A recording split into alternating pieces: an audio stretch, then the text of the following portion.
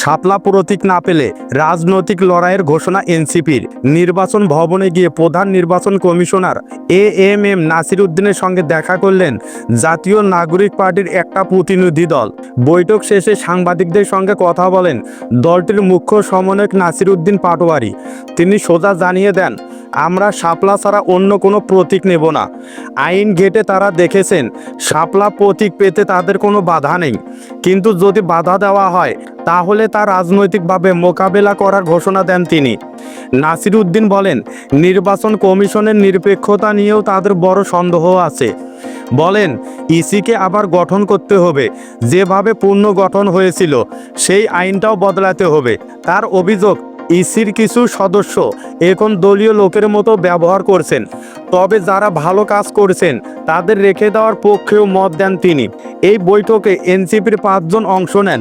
নাসির উদ্দিন পাটোয়ারি ছাড়াও ছিলেন দক্ষিণ অঞ্চলের মুখ্য সংগঠক হাসনাত আবদুল্লাহ, উত্তর অঞ্চলের মুখ্য সংগঠক সার্জিস আলম, যুগ্ম মহাসচিব জহিরুল ইসলাম আর যুগ্ম আহ্বায়ক খালিদ সাইফুল্লাহ।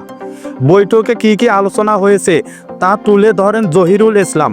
তিনি বলেন, তারা নতুন করে আবেদন দিয়েছেন যাতে নির্বাচন কমিশন শাপলা প্রতীক তাদের বরাদ্দ দেয়। এই সুযোগে তারা দাবি তুলেছেন আওয়ামী লীগের নৌকা প্রতীকটা যেন তালিকা থেকে বাদ দেওয়া হয়। জহিরুল বলেন, যেহেতু আওয়ামী লীগের নিবন্ধন স্থগিত, তাই আইন অনুযায়ী তাদের প্রতীকও থাকার কথা না। আমরা এই বিষয়টা কমিশনের নজরে এনেছি। কমিশন বলেছে বিষয়টা গুরুত্ব দিয়ে দেখবেন।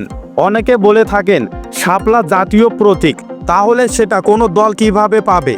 এ বিষয়ে জহিরুল ইসলাম বলেন, জাতীয় প্রতীক মানে শুধু শাপলা না, সেখানে পাট পাতা, ধানের শীষ আর তারকার চিহ্নও আছে।